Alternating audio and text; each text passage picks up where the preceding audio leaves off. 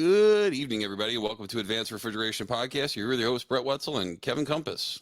What's going on, man? Oh, just running some service calls and the typical shaft at the end of the day. What kind of shaft?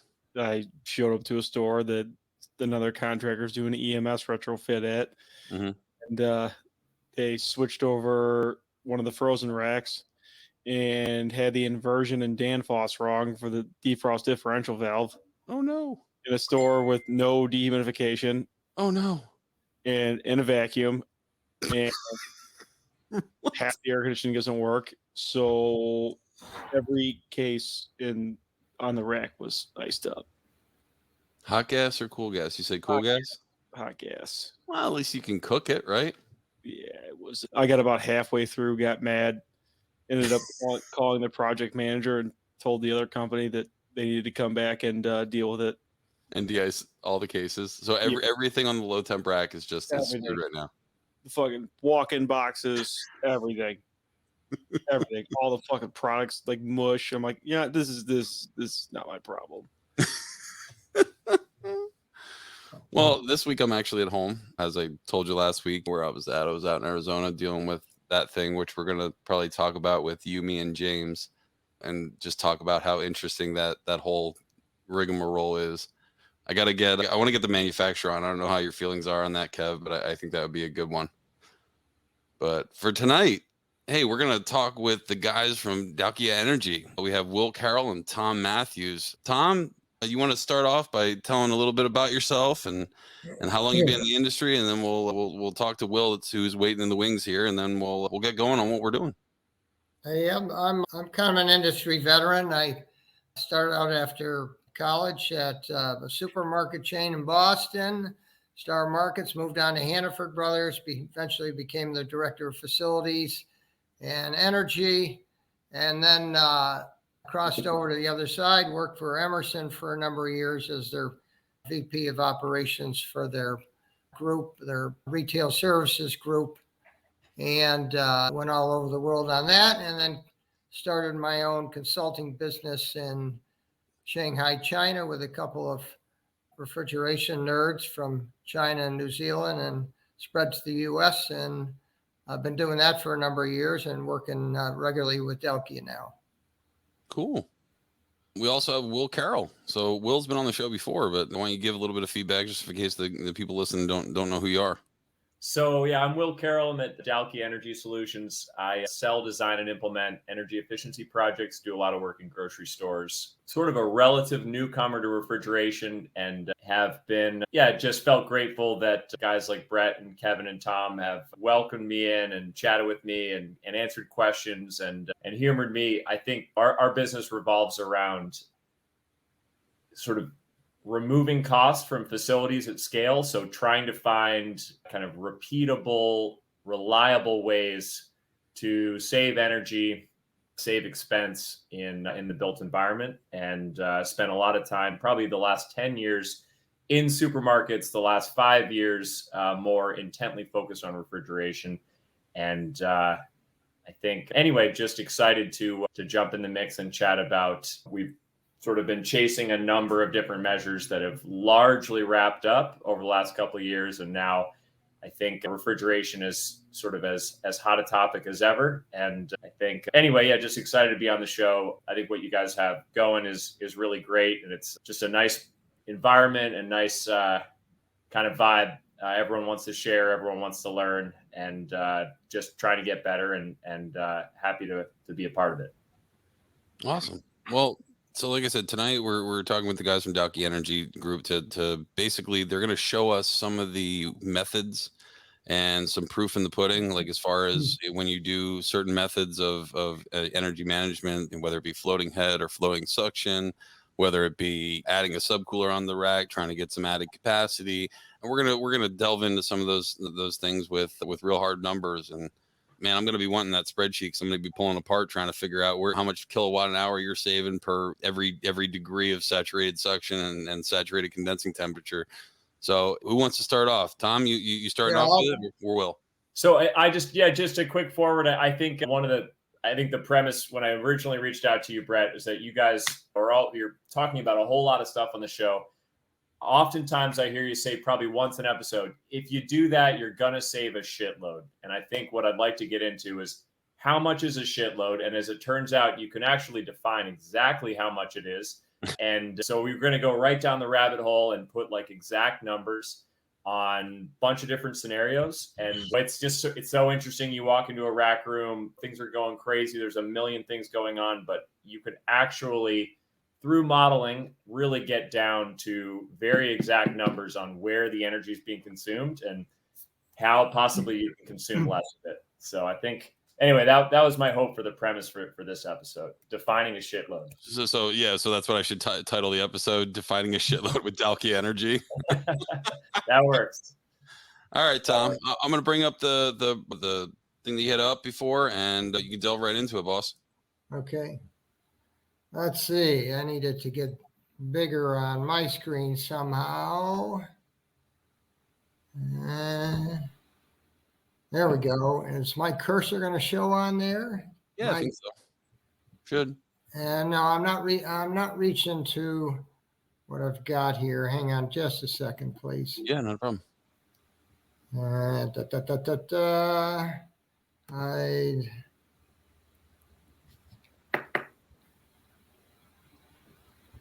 Full screen.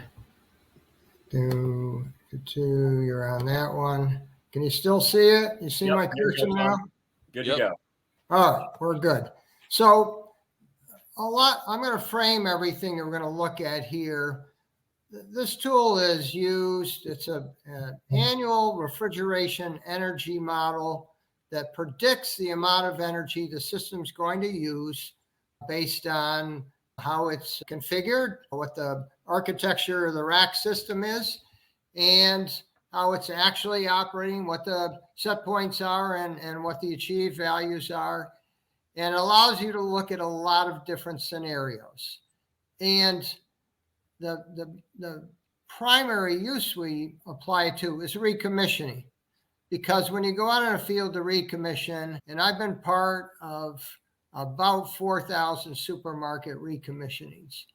And I can tell you honestly, maybe 2,000 were an initial success. The other 2,000, none of the remedial work ever got done that would allow the measures that were identified in the initial inspection and testing to be taken care of, be implemented. So they really didn't save much at all, just a little here and there. The others saved quite a lot, but quite a lot of time was spent on measures that really weren't going to get much. And what measures get a lot, get a shitload, as Will would say, are depend on where you are in the country and how the rack is constructed. So this tool allows you to look at that. So what we started with here, it says redacted model. The only thing that's been redacted is the name of the store, the customer, so we don't accidentally irritate anybody. And so if I go down to this part of the model, things will start looking familiar to anybody who's in the business. So this is rack A. It had a -28 and -18 suction group. They weren't running at -28, -18, of course. And then they had two medium temp racks, R507, a little unusual for our business. This is return gas superheat. These are other values that were measured. The BTUs come from the refrigeration legend, adjustments to those. So you end up with the average suction temperature, design load, actual load if you're applying a diversity factor, which the utilities make us do. And then we get into it, subcooled or not. Hold on, real quick. I'm going through all the numbers here, and what I don't see is if you differentiate between total heat rejection and just the capacity of the compressor. Does that come into play anywhere where we just haven't gotten there yet, or what? Over here, where the model calculations actually are. Okay, all right, sorry. It actually calculates the heat of rejection. Okay. Based on the actual conditions, not to predict it. And we always, so it's looking at evaporator load, no matter how much installed compressor load there is. Sometimes racks go in or eventually come to be loaded at 105%, 115% on really bad ones. But most of them cruise along. at somewhere between 75 and 85% of design load at design conditions. The rest of the time, they're more lightly loaded than that. So the model calculates for whatever the outside temperature is. We'll go over here. Here's the outside ambient temperature. It looks at what the liquid temperature coming from the condenser is going to be based on whatever set points you enter over here for saturated condensing temperature minimum or TD minimum. What depends, pressure minimum, whatever your control strategy is. And then it calculates based on those saturated condensing temperatures and pressures, what the compressor power would be, what the condenser fan power would be. And it does this for every temperature likely to be run into minus 25 to whatever it's going to be. My cursor, for some reason, there we go, goes up to about 115. I guess we're going to have to raise that limit given some of the temperatures we're seeing these days. And it does it for each rack. If there's a subcooler, it transfers the load automatically. And it's using RefProp tables and also ACERIP refrigeration property tables. So it's the real deal. Honestly, it isn't any different than if you go to Emerson's Copeland compressor site and go in and use their computational tool, except this is set up to save the scenarios to look at split condenser. Copeland and Honeywell sites don't do that. Look at hot gas defrost. Look at holdback valves. Look at split condenser, almost any feature you can think of. They're not all in this particular model. I took a simpler model so we could see it more easily. So we're coming down here. Is there subcooler or not for that suction group? What's it by? The design subcooler load. We don't care what it is because we calculate the actual subcooling that's actually required for the current temperatures and pressures. But this is so we can subtract it from the design load if it was included, and it usually is. Drop blade cutout temperature for subcooler, fluid temp out, and continuing down. Now we get into the condensers, minimum condensing set point. This happened to be set up for TD control. These are the condenser TD set points. These set points don't look too healthy. If you're seeing numbers like this, somebody's not setting up the TD properly. It's really pretty hard to set up TD because the TD set point is not the design TD. That's not the set point you want in. If the condenser's been designed for a 17-degree TD, that doesn't mean it's going to operate most efficiently at that TD. The way you figure out what the TD set point is you get somebody like us to run this model over and over again with a TD of 7, 8, 9, 10, 11, 12, 13, 14, right up to 20. And then we look at the annual energy use for each of those. You can plot them out, and there's like a knee. Here's the annual total energy use, and there'll be a minimum. There'll be a minimum for one of those TDs. As the TD goes too low, the energy use goes up. As the TD goes high, the energy use goes up. When you get to just the right TD, the energy is at a minimum. That's the set point that should go in. Emerson, while I was working there, they've never released it, but they have a floating TD set point strategy that you don't have to do anything except put an initial TD set point in. And then for the actual conditions, how dirty the condenser is, how many fans are out, how crappy the compressors are. And by the way, the compressor efficiency is up here somewhere.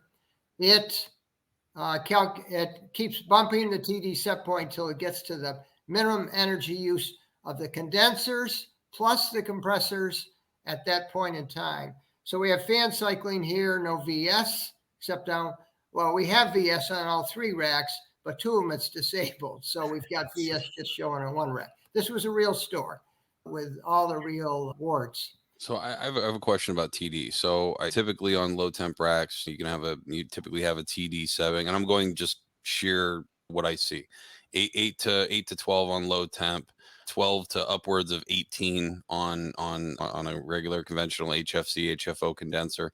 How is that?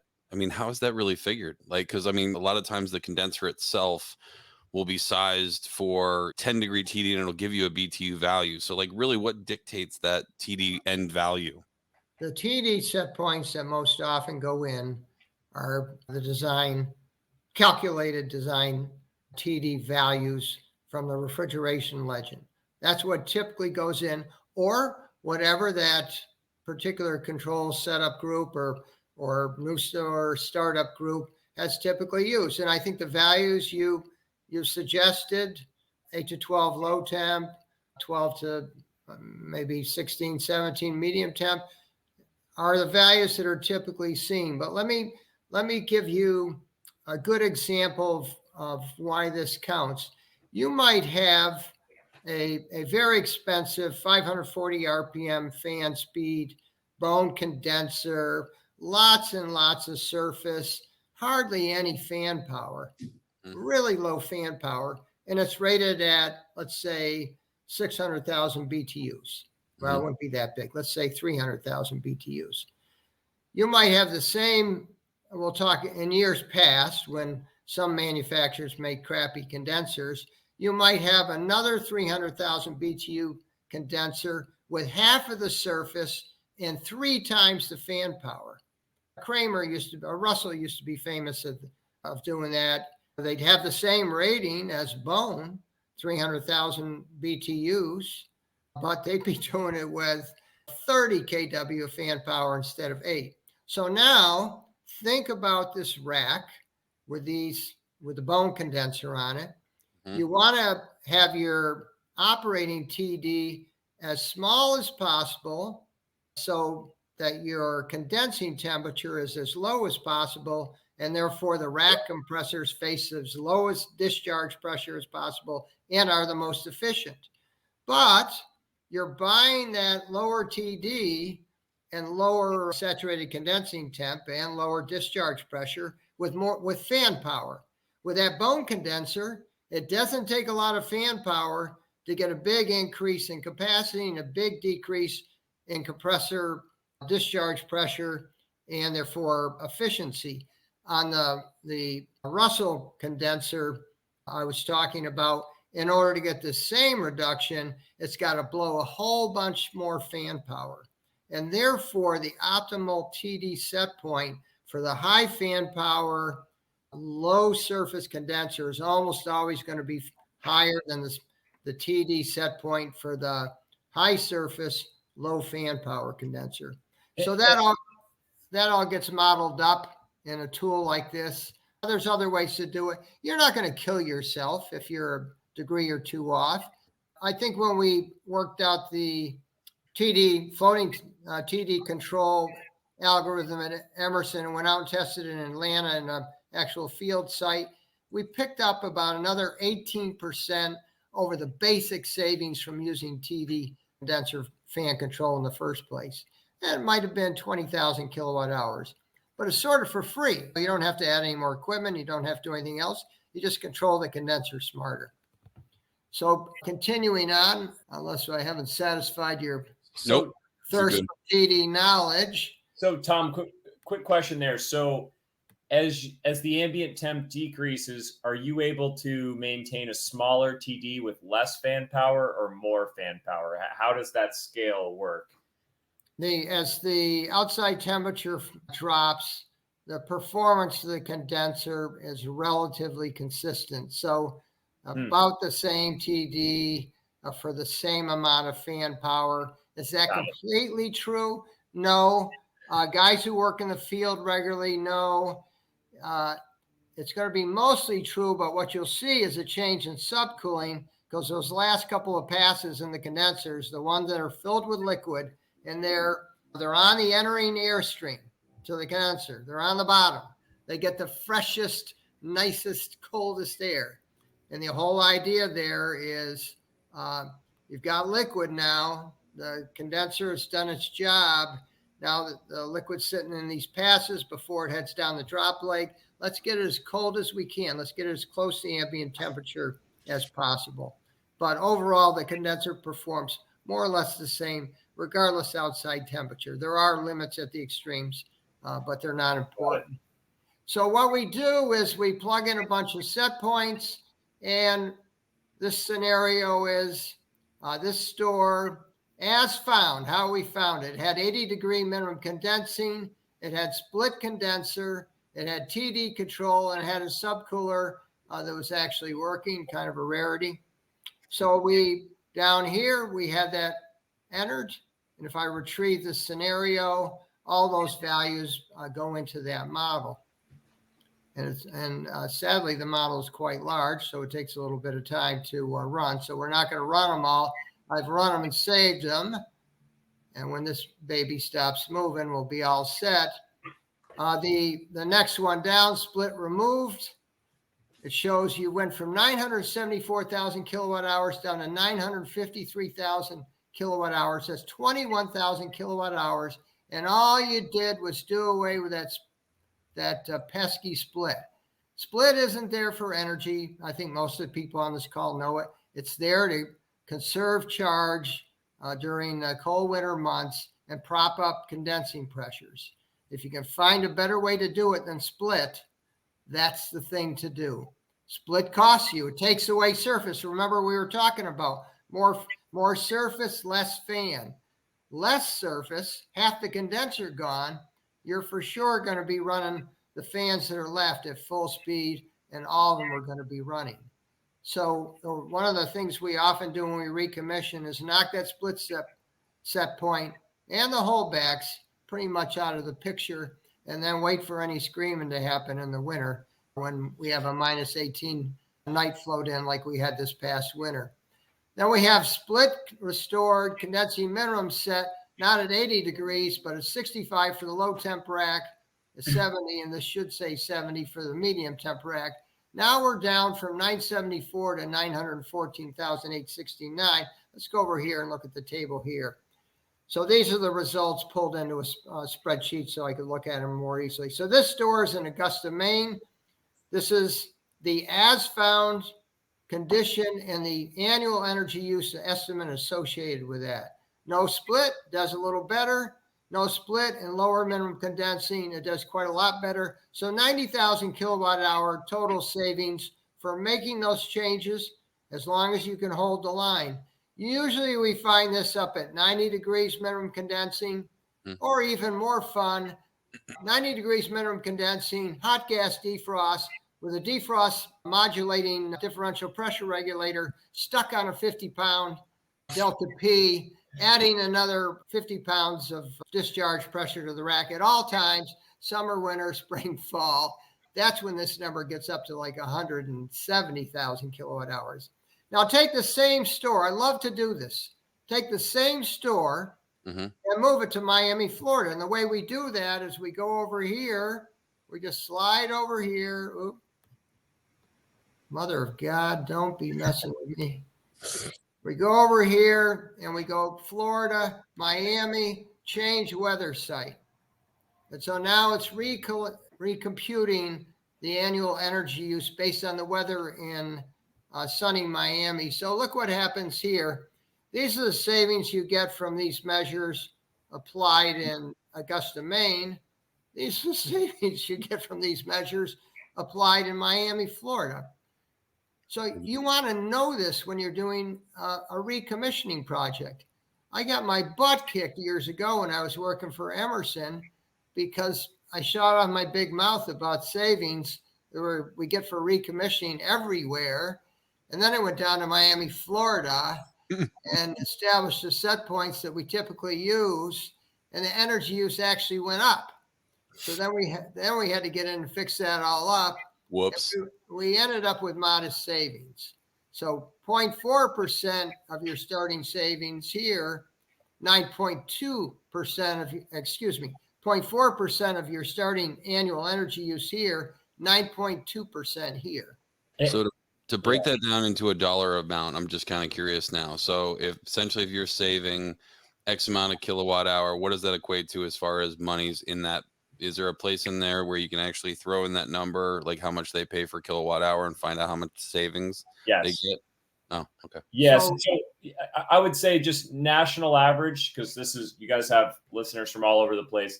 Just use 10 cents. It's an easy number. So 100,000 kilowatt hours is 10 grand. And it happens to be 20 cents up in New England. So that's actually twice as much. And it could be 7 cents in the middle of the country. So 10 cents is a good kind of blended range. So we're looking for 6-digit kilowatt hour change is going to be, you're going to clear, that could be $10, $15, $20,000 worth of savings. No, in When 10 you're up- years, Yeah. nobody's going to have 8-cent power. Nobody's going to have 18-cent power. Everything that's going on out there to get to renewable energy is going to increase the price of electricity. The demand is skyrocketing because the use of combustion fuels will be also forced down. It's just something for us all to get ready for, and it's okay. I'm gonna blame Elon. Yeah, that works for me. So here's another model, same deal. Tom, real quick, what I think is interesting too is you picked the store up from Augusta, and it went from under 1 million to over 1.5 million kilowatt hours annually. Just moving it to Miami. Exactly. Just a couple hundred miles. This is what 400 or 500 miles. That's it. Well, the interesting ones are maybe Oklahoma City to Houston.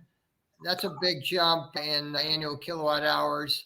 You get some surprises. Phoenix isn't that bad because it cools off so much at night. Maybe not Phoenix anymore because it's turned into a major city hotspot, but Tucson, cities that are still basically desert cities. So here's a second model where we're running other scenarios. I'll step up there for a moment. This one was to look at subcooling unloaders and other such things. Same store, same bases, same look at what things look like in Miami. And here what we were looking at were different. No subcooling for this store in Augusta, Maine. That's not how it was found. This is the found condition here, 974,000. If it didn't have operating subcooling, the store would have used about 59,000 kilowatt hours more. That's a pretty high value. Normally, north of the Mason-Dixon line, typically you see around 20 to 30,000 kilowatt hours in savings from a subcooler. In Miami, though, if we go down here and take a look at Miami, same store, subcooler saved 117,000 kilowatt hours. Okay. Tom, I think maybe there's a second screen that's not showing, or we're still looking at Augusta versus Miami. Is that right?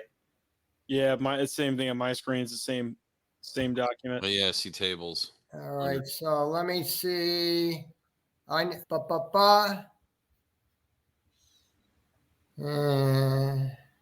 going to have to stop sharing and reshare. Is that going to? Yeah, that's fine. I was confused for a second. I'm like, what is going on here? Yeah, and then just reshare it, and I'll put it back up there. There's a lot of pressure on me. Oh, stop! You're one of those mean northeasters. So I know you got it. But you can put up a little bit of views, right, Tom? I am kind of a miserable bidder. Let's see. I don't know. Kevin's pretty miserable too. I don't know. Let's take this week. Yeah. Are you seeing it now? We are still at tables. All right. Let me go back. Mother of God. So is it making you share a specific window? No, I just grabbed the wrong window. Okay. It's a little different from what I usually do. Oh, that's right. It's the same one. Yep. One more try here. Seeing anything? Nothing yet. Not yet. It's not even in the bottom yet. So is it a different window, or is it still the same Excel thing? Oh, I know. Let me go in and close out the one that I had open. This is what we want. This is what we don't want. Goodbye. Don't save. And now when I share window, boom, share. There you go. There we go. That's different. We cool? Yeah, I think we're cool now. All right, so here's the models over here, the scenarios. And by the way, if you want to do a little flash once in a while for a client, we can go over here. Model summary is showing us the savings every month, the reductions in demand. And we've got a couple of other windows here. You can compare scenarios. So you go down here, you pick the scenario you've got as found, and then subcooler always operates, and then hit peak demand and total kilowatt hour use, and up it comes. So let's go back before I embarrass myself here. So let's look at these numbers again. So no subcooling, the store would have been using this much. The store had the subcooler working. So as found was this condition. It was saving 59,000 kilowatt hours, which when you guys couldn't see it, I was talking about as an unusually large value. We typically see up north 20 to 30,000 kilowatt hours. If the subcooling is always on, Brett and I were talking about this before we got started. If instead of turning it off at 55-degree liquid temperature, which is common, sometimes even warmer, there's another 45,000 kilowatt hours to be saved in total if you run the subcooler wide open. Unfortunately, on most racks, something's going to self-destruct. This is an opportunity at a lot of stores, but would require a little capital investment. An electronic expansion valve for the subcooler stages at a minimum, probably a lot more capacity control on whatever suction group is doing the subcooling, but it might be worth it. And when you do scroll compressors in their EVI, you get that automatically. That subcooler is running 24 hours a day, 365 days a year. There's nothing on it. It's wide open. So as long as that compressor is running, it's subcooling. So here's the same thing in Florida. No subcooling with set points. It's not that different from a percentage point of view, but from an absolute value point of view, it's quite a bit more. Is it because of the humidity down there, or is it because? No, it's because of the much higher ambient and the fact that your saturated condensing temp is high, even when the condenser's running its little hard out. So your liquid temperature is high. So you do all you can with a subcooler, and that takes quite a lot of power. So it would have cost even, these are the savings from running that subcooler by using a medium temp rack to displace load from the low temp compressors and the low temperature suction they run at. So it's this number here. You want to compare 59,000 up north, 117,000 at south, down south, same store, same load, everything else the same. So the percentage is a little higher, but because the store, even though it's the same system, is in a warmer climate, it's using a lot more, so you're getting a lot more benefit. So if you're going to Florida to do recommissioning, you can skip doing anything to drop minimum condensing temperatures because it ain't going to happen anyway, and instead spend all your time on subcooling. And when you're monitoring that store to make sure you hang on to those recommissioning savings, spend your time looking at how the subcooler is performing, not worrying about minimum condensing. The weather, the outside ambient is controlling your destiny down there. You're running all the fans anyway. You're don't put the set point at 70 degrees or the equivalent pressure equivalent of that. Put it on TD or you'll get hurt even worse. These values I should have for you, but the model blew up when I put 0 degrees subcooling in with the kind of outside temperatures we have in Florida. Mm-hmm. So part of the conversation here is just about modeling tools. And this is our medium level model. We're willing to share this model with just about anybody. There's an installer. We share it with the utilities. If we're willing to share it with electric utilities, we should be willing to share it with just about everybody. So if any of you or your audience gets a hankering to give it a shot, we can set them up, give them a little tutorial. It takes a little bit of playing around. We've got like 3 levels of models, and you can send the less complicated models don't let you look at anything other than variable speed condensers, TD control, and a couple other things. the fanciest model we have, which slows your computer down a bit, does the hot gas defrost. It looks at what you're going to save if you stop doing hot gas defrost, or how much more you're going to spend if you start doing it. It looks at defrost differential valves, how much they're killing you if they're set for 55 pounds instead of 25 pounds, or even worse, stuck at 55 pounds. Basically, almost every refrigeration system design element can be modeled there. For all refrigerants, if you want to see how we change refrigerant, this is kind of fun. Let's see, I'm going to make sure this isn't the locked up one. Well, we'll take a chance. This is the one that's a little dicey on me. So I retrieve this scenario. This will take just a second. And Tom, so while we're waiting, what's interesting to think about is, so subcooling and TD strategy on the condenser, those are very much affected by ambient temperature of the store, but floating suction is much more consistent across regions, correct? Floating suction is absolute. It's not weather dependent at all. The gain you get is different because the compressor, you're looking at two sides of the compressor always, the discharge side and the suction side. And if the discharge is higher, the same change on the suction side will get you more of a benefit, but you're making the same change. Do you have anything in the software that because you said you do it off the compressor load, so you don't do it off the compressor model number, correct? For compressor efficiency? Yeah, just because I'm curious, because I know that there's some, if you put in X compressor, right? Like, so a compound cooling compressor, there's certain compressors that you can't go real low as far as floating head, or otherwise the reed valves don't seat well. So I was just wondering if there's like a fail-safe in here telling you that, hey, we want to do floating head, but we can only go this low, because obviously the lower you go, the better, right? Less compression ratio, less kW usage. So, but like I said, there are some compressors out there. They're like, hey, no, you can't go any lower. Like, I know for a fact, compound Carroll compressors, I think it's 70 degrees minimum saturated condensing temperature. Otherwise, those valves start to snap and they don't hold. Right. They're already in trouble because the entering suction condition is pretty high. So they end up, if you have a low discharge condition, you can easily end up in that regime that they're telling you to stay out of. Heaven help you if you got compound cooling Carlisles. Anyway, I was a 100% Carlisle user when I was at Hannaford, 100%.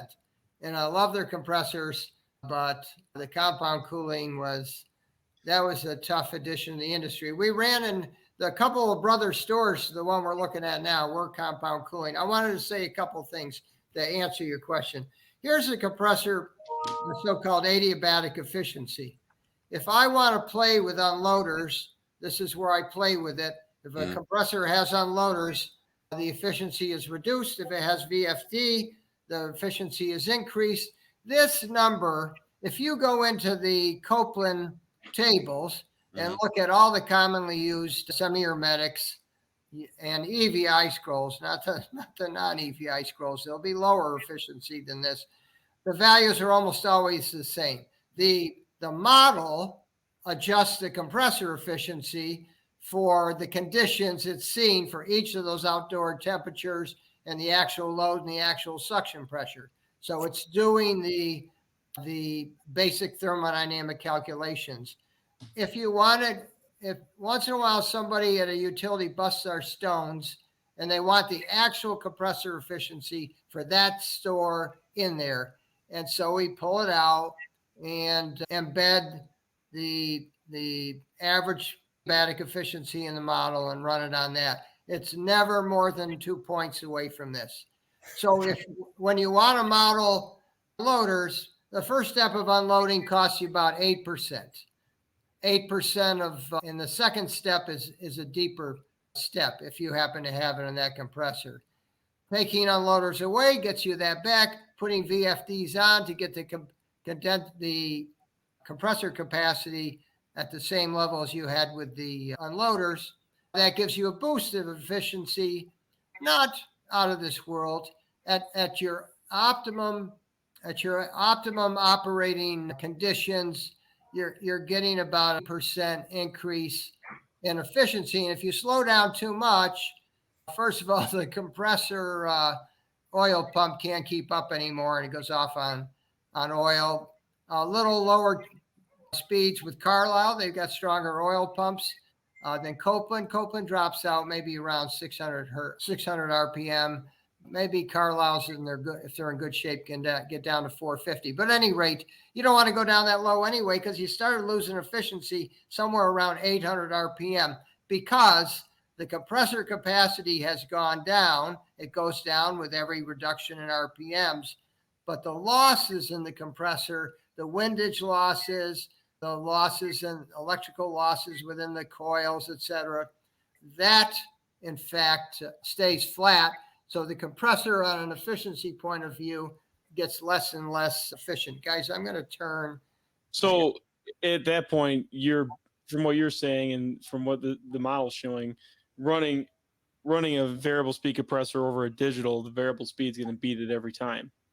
Yeah, and a digital reciprocating compressor is just a regular reciprocating compressor with a solenoid in a valve unloader mechanism that can handle rapid cycling.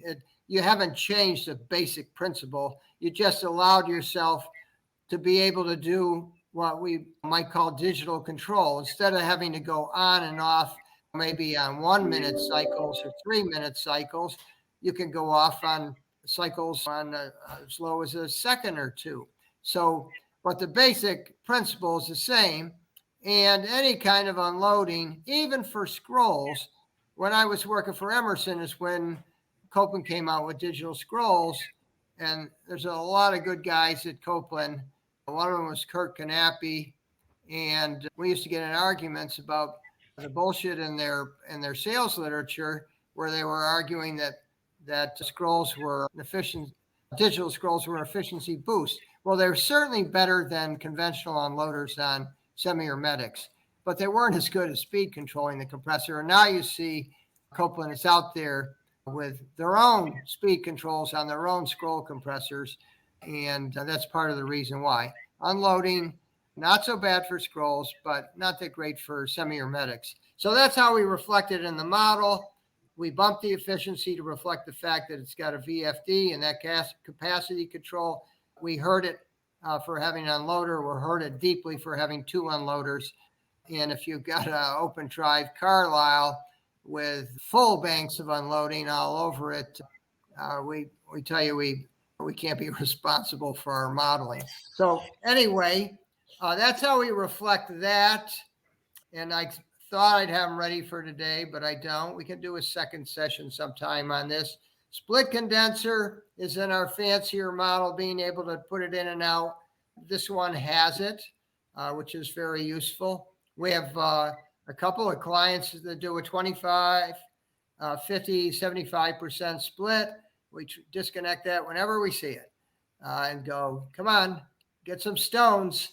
Let's give all the surface possible to reject this heat to the ambient. So, Tom, can you remind me what is your conventional wisdom on the split condenser temperature that you reset to as part of the recommissioning up in New England? Well, we reset it to as low a value as we think won't make the resident service provider hopping mad. Left to our own resources, we make it the last stage of condenser capacity control. So you go first stage fan off, second, third, fourth, all the fans are off. You're still falling. Catch me. Then we split. What else we got for questions? What else do we want to know? So I'm sorry. Go ahead. I was gonna ask, like, your model also does store conditions too as well, because obviously the crappier your store condition is going to be, that's going to drastically affect. Same thing with pressurization, right?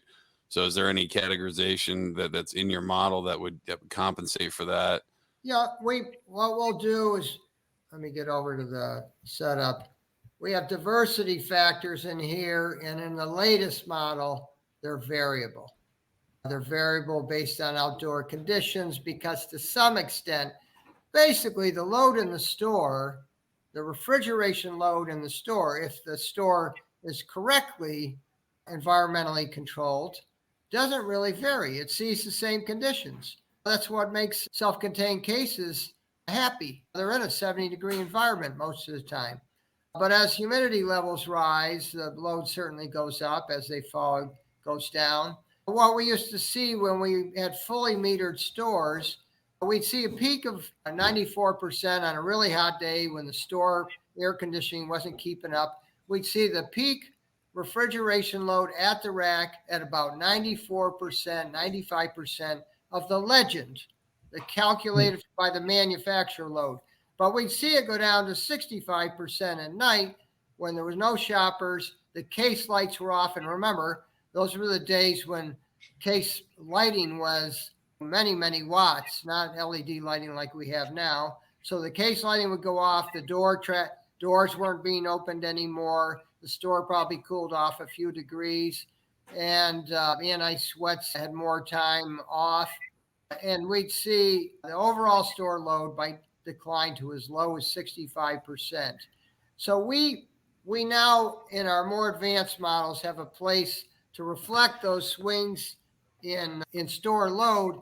If you wanted to do it cleverly, every hour of the week in a supermarket usually corresponds to a load. Meat cases are washed by the same people on the same night every day of the week. Store hours are the same week after week. The things that affect the load in the store, rush of business at 4 o'clock in the afternoon, they tend to happen at almost the same time always. The model could reflect that basically 87, 60 hours a year.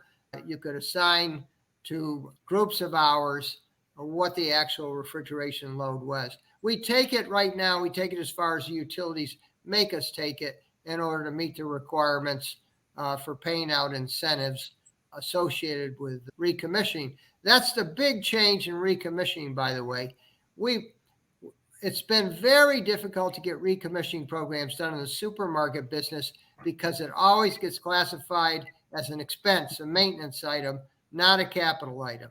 And nobody wants to bring that kind of expense item to their finance people. Now, and the utilities refuse to back recommissioning because they were busy paying for lights and VFDs and new control systems, which probably didn't save a penny. They needed to be there. They needed new control systems. But anybody who knows the controls business in the supermarkets knows that the algorithms for compressor control, for condenser control, for basically everything, they haven't changed in 25 years. Often when a new model comes out from a specific manufacturer, they simply transfer the algorithms they had in the old model. They improve many other things. I'm not naysaying any of this, but the basic strategies don't change. So at any rate, the utilities have run out of hardware fixes. They're still required to show savings to the local PUCs, Public Utility Commissions. So now they're looking at recommissioning and they're backing it. So we're doing some major recommissioning programs now that'll be paid for largely with utility money. So those are an easier pitch to supermarket facility managers, energy managers, and the like.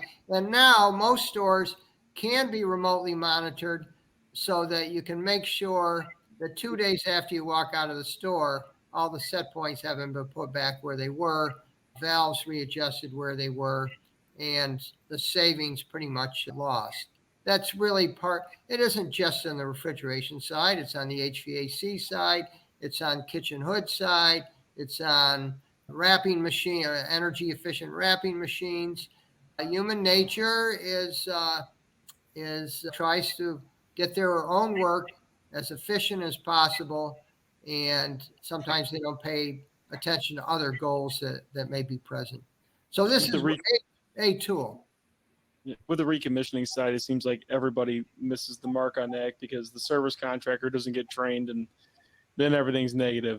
From what I see is, I absolutely agree. So the trick for us is make sure the service contractor makes money on your recommissioning.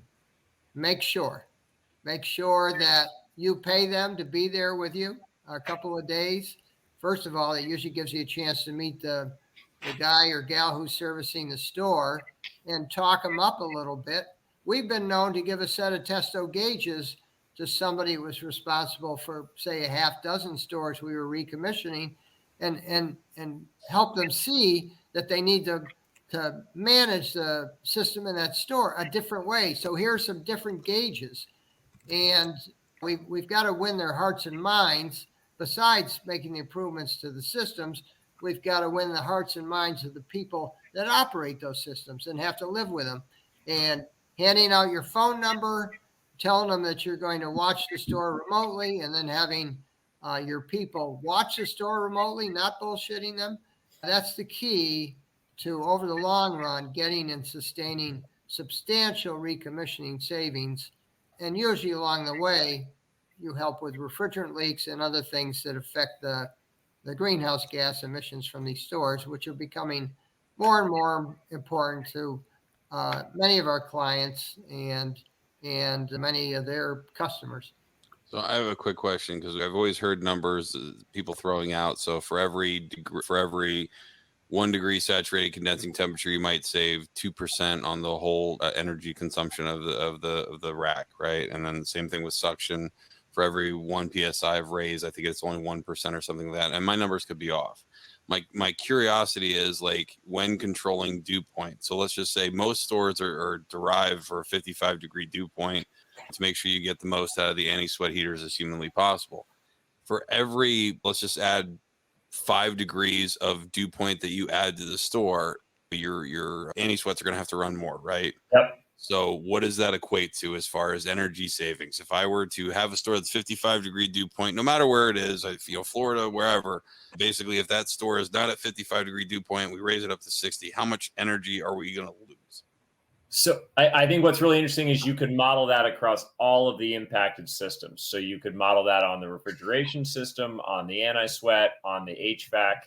And it basically, anti-sweat's easy. You get the door count. You figure out the additional runtime on the sweat heaters based on the algorithm that's set in the controller. You figure out the increase in refrigeration load. You figure out how is this going to impact runtime of the HVAC. And you have to kind of, it's really interesting in these models. There's a lot of different systems at play. But Tom, how would you add to that? We do those calculations. They're often required to meet energy codes when new stores are open now. They want to know that the anti-condensate heaters are being controlled and controlled well. Usually the set point sort of doesn't matter. It's what the store system can actually do. With the large number of medium temp doors now, which have no heaters, if you don't hold the dew point down closer to 50 now, you're going to start having some clouding on those medium temp doors. We call them the canary in the coal mine. Where we had glass doors on cases at Hannaford 100% back in the 1980s. And if somebody called me and told me that the rear feed dairy cooler doors were sweating, and I go, oh shit, the humidity control's down in that store, because that's the first thing to start sweating, because they had no heat. Yeah. I think a reasonable number is, depends on climate. You come up where I live, you can move the anti-condensate heater usage down 70% on an annual basis. Because think of it, when it's 32 degrees outside, the dew point is 32.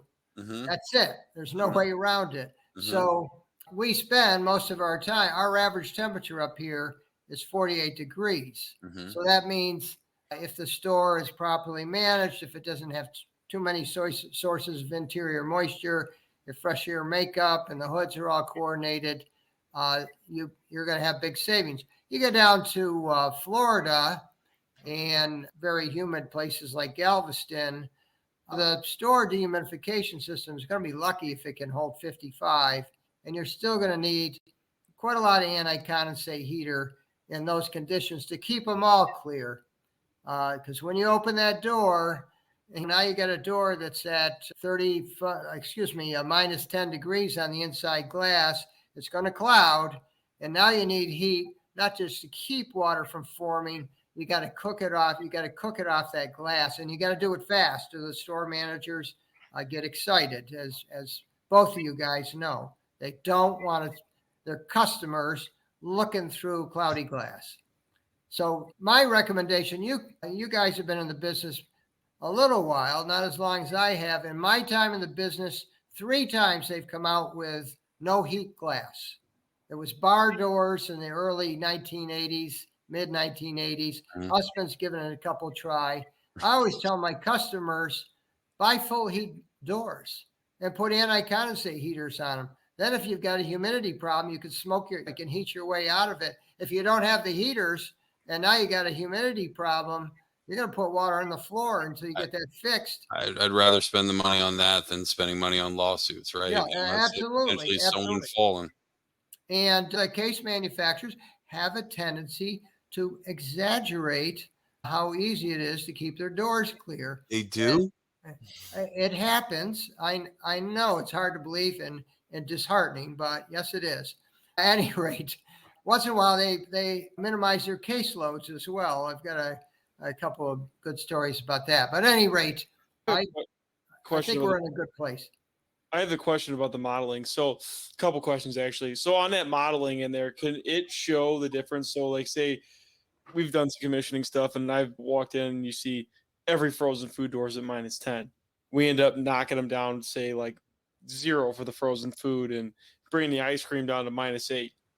Can you show in that calculator the savings from doing that? Is that a oh yeah thing? Well, let's talk it through a little bit. If you knock the doors down from, let's say, -10 to 0 or -10 to -5, and you weren't able to move the suction up, you're not gaining much. What you're gaining is the delta T, between the air temperature around the case and the temperature in the case gets smaller. So there's less transmission through the walls, but that is not a lot of the caseload. Most of the caseload is doors opening and infiltration, and you're reducing it, but you're I think 2 and 3%, not 10 and 15%. If you can raise the suction pressure, well, then Katie bar the door. If you could raise the suction pressure 5 degrees, that is, the rule of thumb is for a degree of suction, 2% increase in efficiency. For a degree in saturated condensing temp, 1% increase in efficiency. It's worth a lot more on the sucking end of the compressor than on the blowing end of the compressor. If you want to decide which part of the compressor to pay attention to the side that sucks. I have a joke for that, but I'm not saying it now. Yeah. I know you would have one. You guys are all in the business. Yeah. So my second part of that question, Tom, now in that modeling, are you able to see like adding reheat to a store? Because like in Chicago, majority of stores don't have internet. Kevin, you just broke up, but I'm going to answer the question anyway, because it's my number one priority. It's what I'm doing most of my work on right now. Is people don't understand how much reheat you need for humidity control. Think of it this way. If the store goes in, the system goes into humidity control because the store humidity is too high. You're already what's going to happen is the compressors that come on, they'll start pulling down the temperature in the sales area. It'll start to get uncomfortable. The compressors will shut off unless you put reheat in. And people used to think, well, we need a little bit of refrigeration reheat. No, you don't. You need all of it. And then you need some more because you're already taking 1 million BTUs per hour out of the sales area with the refrigeration. You're putting a little back in and lights and fans and stuff, but not much. And now you got the air conditioning running because you're trying to dry the air out, and you got to have a cold coil to do it. And that's pulling the air temperature down. You might have 40 tons, 20 tons running. So you got to replace that. So right now we're spending a huge amount of time on full condensing, 100% heat reclaim, so they can get rid of gas heat in the stores. But where they don't have it, if we walk into a store and they have gas heat disabled on outside temperature, so they can't come out for reheat because they think they don't need it. It's the first thing we take out. We rip that friggin' set point out of there. We throw it on the floor. We dance up and down. And we go, don't you ever do that again. You need all the reheat you can get. And that is the most, people in this business piss and moan about high humidity levels, and they buy really, really expensive dehumidification units from a couple of companies that we all know well, spend huge dollars on it. And a year after the new piece of equipment is in, somebody's either programmed it for no reheat, or the heat reclaim was shut off because this company didn't want to risk having the additional gas in the system.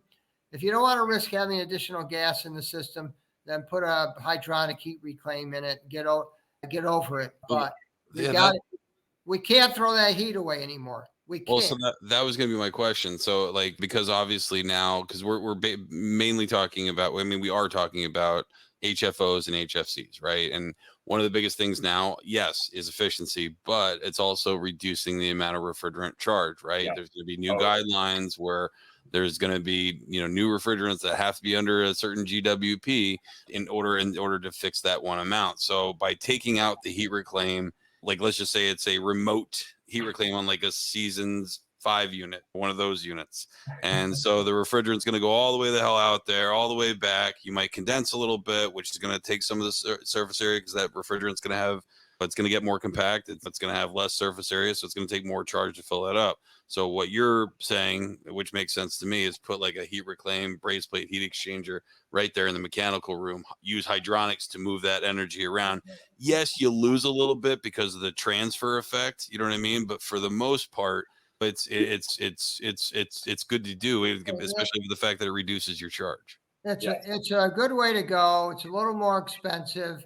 We're doing DX reclaim or glycol, whichever the client wants. And by the way, when we do DX heat reclaim, that's it. It doesn't go to the roof. That's what makes it full condensing heat reclaim, is it doesn't go to the roof. When I started in the business, heat reclaim didn't go to the roof, but they blew a bunch of reliefs, because usually it was a coil hung in the back room, would get plugged up with cardboard, and the system would go into heat reclaim, and bang, off would come the relief, because they didn't have electronic controls.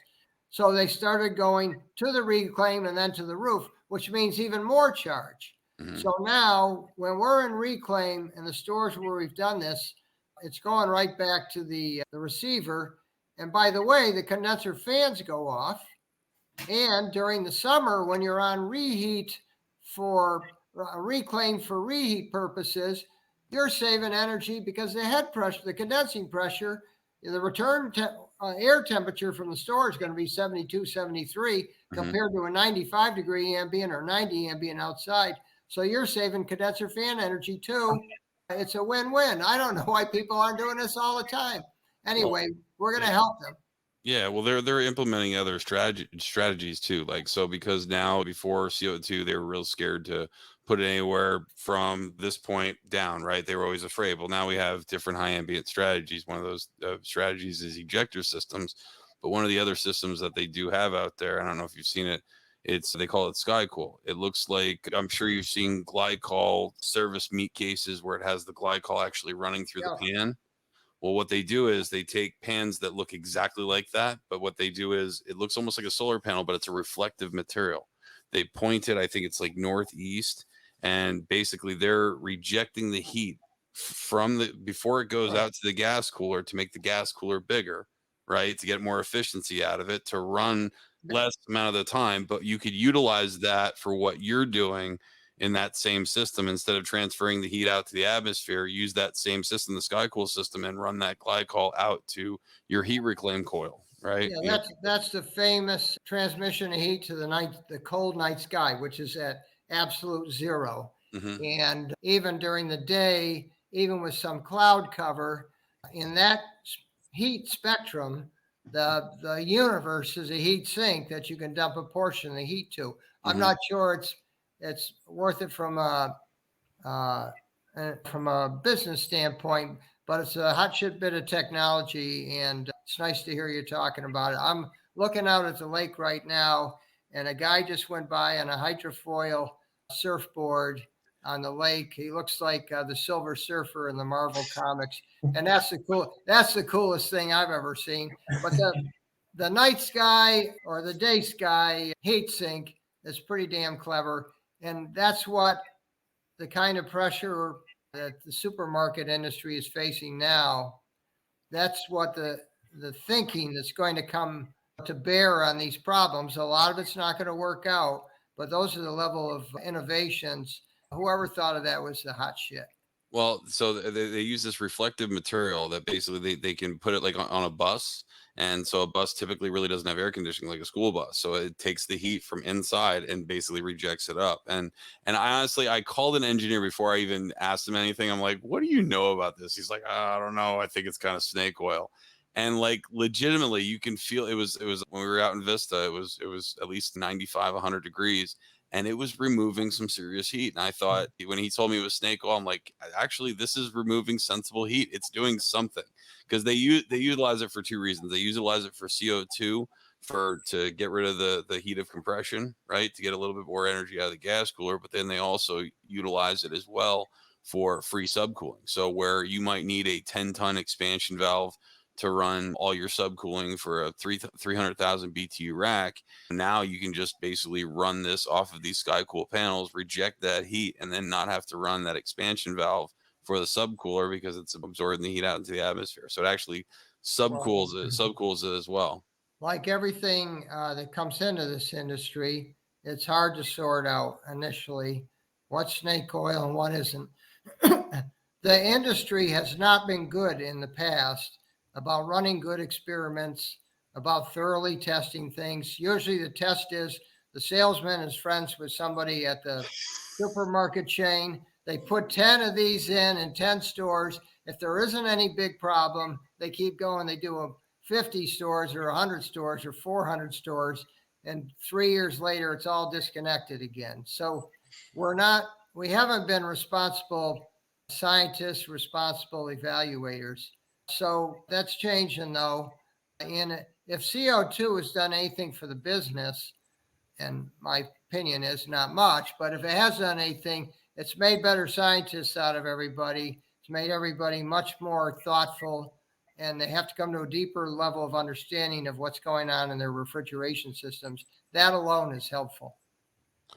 So I'm just going to read off this definition. Commercial refrigeration is a science of vague assumptions based upon debatable figures taken from inconclusive experiments performed with instruments of problematical accuracy by the person of doubtful, reliable, and questionable mentality.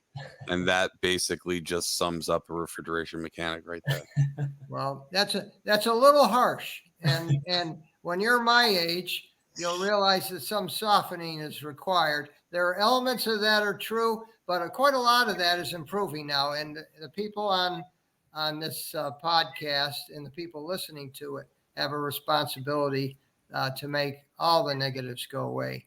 Tom, I'm not going to hit that age. I plan on hitting senility around 55. So I won't know what's going on. I was just told that I'm going to get a hot nurse. That's what I was told. Yeah, and who was telling you that? The same people that are selling the light sky? No. I don't have very many friends, so I don't know. It was one of like 3 people. Well, if you're as good a cook as you're claiming you are, you should have plenty of friends and be able to attract attractive women of appropriate age. So, Brett, so to that end, we're sort of talking about experimenting and what's the value of modeling and what happens when a recommissioning occurs, and then immediately the responsibility is handed off to a service contractor who was unaware. I think potentially just like a thought exercise here is that if there's, let's just say 50,000 grocery stores in the US, let's say 100,000 kilowatt hours is sort of in play. In some stores, the wrong configuration could cost you a lot more. The right configuration could save you a lot more, or maybe a lot less. All depends on where the store is. Mm-hmm. Miami, Arizona, Vermont, you have to The specifics are super important, and every store is kind of its own challenge. But let's just say 100,000 kilowatt hours at 10 cents, there's $10,000 to save in every store. Minimum. That's the absolute minimum. So, Right. So we're talking about 5 billion kilowatt hours nationally, which is worth $500 million in utility expense. So I guess the folks that listen to this podcast, I mean, they're kind of the dragon that guards the treasure here. So making informed decisions and understanding where you should be focusing your attention, it really matters. Like a shitload is we're talking hundreds of millions of dollars. And I think what's interesting right now is most service contracts are set up in such a way that the $500 million has nothing to do with what that service contractor gets paid. And if that needs to get fixed. And if they were actually able to, in some sort of performance-based maintenance model, participate in some of the money that doesn't get spent on the utility, and some fraction of that goes to the service contractor, that's considerable money that can help subsidize fixing stuff, saving energy for the customer, saving carbon, all that good stuff. So and absolutely, until they cut the service contractor in on the benefits, it's not going anywhere. You can't leave them in charge of the kingdom and not be paying them for that responsibility. I mean, 100%. I mean, if they were to do that, the benefits would outweigh the cost tenfold. I mean, if you had for energy and refrigerant loss, both of those things should be incentivized in much smarter service contracts. There'd be some accounting to be done, but it'd be worth it. And it's easy to do that kind of. You got to report all the refrigerant usage now, and I think that's one of the strongest parts of the current system. And energy usage pretty clear. Sometimes you have to parse it out to account for weather and changes in the stores, but it's all doable. It's all being done. So great thought. And then I think furthermore, if you think about all of the efforts that have gone on decades really in these stores, subsequent technology that comes out that reduces costs, gets implemented at scale, whether it's LED fan motors, anti-sweat controllers, new rooftop units, whatever the technology is, there's a subsequent generation that comes out that represents a definable reduction. You can actually say, hey, a shitload in this particular technology is 250 kilowatt hours per linear foot, or however you want it. There's a way you can define it. There's a whole ecosystem of folks out there that want those 5 billion kilowatt hours that are represented by 100,000 kilowatt hours at 50,000 stores. So there's a utility program, oddly enough, that needs to deliver savings to the Public Utility Commission every year. And they can't keep pressing the same key on the piano every year. They can't just say, oh, this year Walmart's going to do 600 more LED projects. We're going to get our savings. No, all that's done. It's never coming back. The energy's been saved. They need to take a deeper cut. And so they're not going to do that through standalone recommissionings that don't incorporate the service contractor. The future of this really lies in people understanding how to define how much a shitload is and doing this modeling, or just sort of understanding some of the principles and understanding, hey, it actually matters. There's a tremendous financial benefit to what we're talking about when it's rolled out at scale. So one of my questions is we talked about the modeling of what they would do if they would actually end up doing the floating suction, whatever. I mean, it really comes down to whether the store is working 100% right. So when this is being done, I mean, how much do you estimate that on an average, I'm just looking for an average, if you have 10 stores, out of those 10 stores, you put your program in of how you want that system set up, how many thousands of dollars do you have to spend on per store typically to get it operational, to make sure that what you did That's a great question.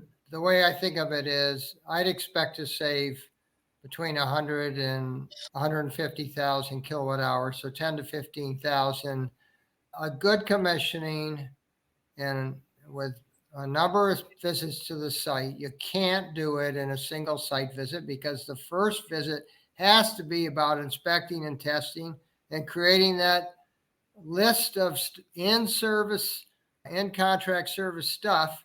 And by the way, it's important to find things that are outside the contract. So when the service provider gets the in-contract list, at the same time, they're getting a PO to do additional work that they'll make some money on. If you tell them this is what you're not doing and needs to be corrected and nothing else, they're gonna just blow you off. No matter who in the organization yells at them, they'll just find a way to slide out because that's human nature. So let's all be realistic. You're going to have to put some money in, and you're going to have to repair some legitimate existing conditions, many of which have been there for 10 years, 15 years, 20 years. That subcooler has been bypassed so long, it's going to have to be pumped out, pressure tested before it's put back online. Not just that, but now once you get the subcooler up and running, you sure as hell know you're going to be out on that floor adjusting every expansion valve on that floor because every technician before was like, well, high superheat, open up the valve. Here we go. Yep. I'm convinced that service contracts are a lose-lose for both sides. Both sides just take each other down and hide things, and it's just a lose-lose for both sides. It is. The store screws the contractor screws the store, and it's a vicious cycle that another contractor comes in and gets screwed and then screws the store, and then the store's in worse and worse shape towards the end. I think that cycle you're talking about, and remember, I've been through probably 3 times as many cycles as you guys have. A service contractor gets a 5-year contract or a 3-year contract. There's a whole list of maintenance and energy efficiency language in there that's been in that same contract document for 20 years. They don't do anything except keep stuff cold. And when they start to get near the end of the contract, they do less and less because it's easier to exit the contract and leave a mess for the next person than it is to clean it up. That's the cycle. And again, it's human nature. The contracts aren't written right. The contractor isn't incentivized. The techs aren't trained enough in many instances, and they don't see themselves always as professionals. Often they see themselves as defending turf, and turf is the stores they maintain. It's many times I've met with a tech, and he or she has told me, this is my store. Well, it's not their store. It's the client's store. We both have a responsibility to the client. Let's find a way to work it out together and to make money together. If we don't share the energy savings, the refrigerant loss savings, the other gains that can be achieved by a good program, then don't expect a good program. Nobody's getting anything for free nowadays. And the store managers, there's nothing better than going to a store manager's meeting, which I used to have to do all the time when I worked on that side of the business, and listen to what's said to the district manager and the VP of operations.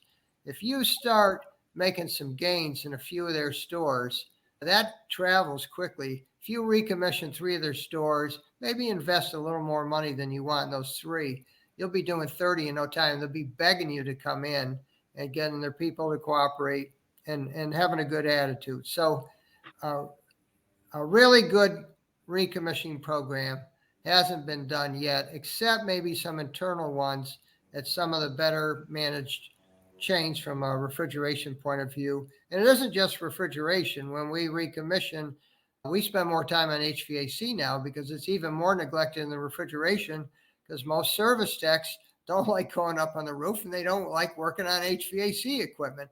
And then there's everything else in the store that uses energy, which is not what we're talking about here today. But refrigeration is a very big part of that picture. If we don't fix that, all the rest of the recommissioning isn't going to amount to a big pile of shit, as Will would say. I was going to say hill of beans, but okay. Yeah, no, I'm good with that too. Hill of beans. I like it. Hill of beans. Yeah, that's right. Man, I think I'm out of questions. Kev, you got anything? No, they'll listen back for the questions that I asked because my Starlink decided to shit itself when it started pouring down rain. And then the backup, all the 5G cell route towers are down out here. So, yeah, it's just. My God, where are you? You must be 50 miles away from me because that sounds like Maine. I'm in the middle of nowhere, Northwest Indiana, like an hour outside of Chicago.